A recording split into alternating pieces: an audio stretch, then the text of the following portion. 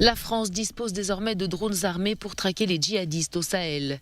Chargés depuis 2014 d'observer les groupes armés dans cette immense zone désertique, les 3 drones américains Reaper actuellement déployés dans le cadre de l'opération Barkhane peuvent donc dorénavant faire feu sur des ennemis identifiés au sol. L'intérêt, c'est que vous êtes en train de surveiller une zone, vous identifiez des ennemis, et il y a un besoin urgent de traiter cette cible-là, eh bien le drone armé va pouvoir le faire. Bien évidemment, comme on l'a dit, l'homme est toujours dans la boucle, c'est l'homme qui décide, et c'est l'homme qui décidera d'utiliser cette capacité ou non. Un nouvel atout alors que la situation ne cesse de se dégrader au Sahel, en particulier dans la zone dite des 3 frontières entre Mali, Niger et Burkina Faso, en dépit de la mobilisation des 4500 militaires français de Barkhane.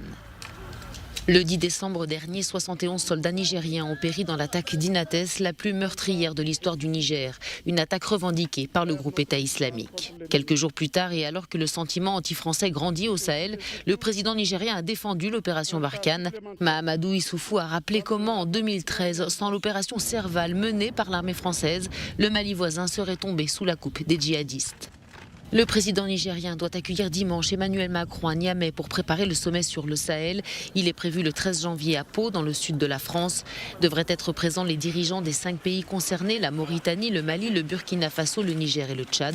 Un sommet exceptionnel voulu par Emmanuel Macron après la mort de 13 soldats français dans la collision de 2 hélicoptères le 25 novembre lors d'une opération de combat contre des djihadistes au Mali.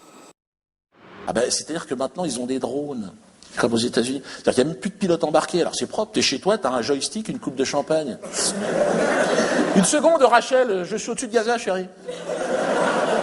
Tiens, ramène-moi des pistaches. En zone de conflit, les interventions des robots de guerre sont d'une toute autre nature.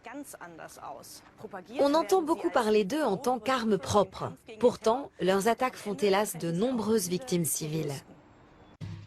Une patrouille compte 3 drones et couvre toujours la même portion de territoire. Chacune peut voler jusqu'à 2 jours. Les drones sont partiellement autonomes. Leurs pilotes leur donnent seulement des ordres par satellite. En fonction des images renvoyées par les robots volants, l'attaque est déclenchée.